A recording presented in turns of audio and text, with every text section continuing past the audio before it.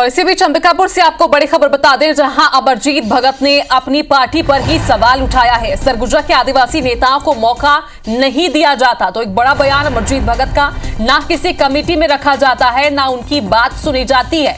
यहां के नेताओं के साथ तालमेल रखने के बाद ही कांग्रेस को फायदा मिलेगा। तो अमरजीत भगत का ये बड़ा बयान, जब अपनी ही पार्टी को वो घेरते नजर आए, अपनी ही पार्टी पर सवाल उन्होंने उठा दिया। उन्होंने कहा कि सरगुजा के आदिवासी नेताओं को मौका नहीं दिया जाता, ना किसी कमेटी में रखा जाता है, ना ही उनकी बात सुनी जाती है। क्या कुछ कहा है, आपको सुनवा रहे हैं।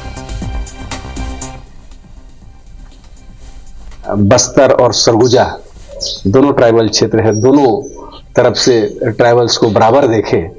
ऐसा नहीं कि पूरा ध्यान केवल बस्तर में रहे, इधर के ट्राइबल छूट जाए। इधर 5 जिला आता है, इधर के ट्राइबल लीडर्स को मौका ही नहीं देते हैं, ना किसी कमेटी में रखते हैं, ना वो उनका बात सुनते हैं। तो आपस में जब तालमेल करेंगे तब तो उसका फायदा मिलेगा।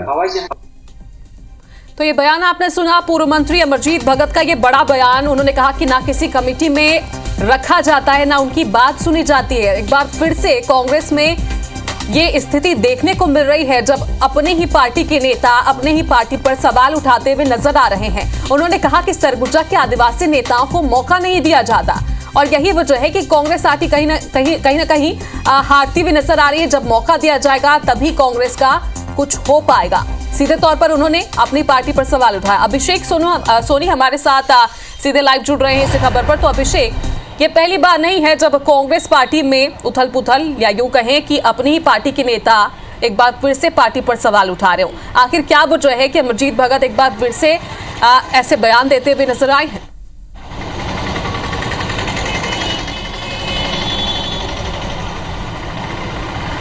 देखिए, निश्चित रूप से एक बड़ा बयान अमरजीत भगत का निकल कर आया है, लेकिन ये पहली बार नहीं जब अमरजीत भगत टिप्पणियां की हो, बल्कि इसके पहले जब निकाय के चुनाव परिणाम आए थे तब भी उन्होंने शीर्ष नेताओं को एक तरह से घेरा था और पूरी तरीके से हलचल कांग्रेस पार्टी में मच गई थी।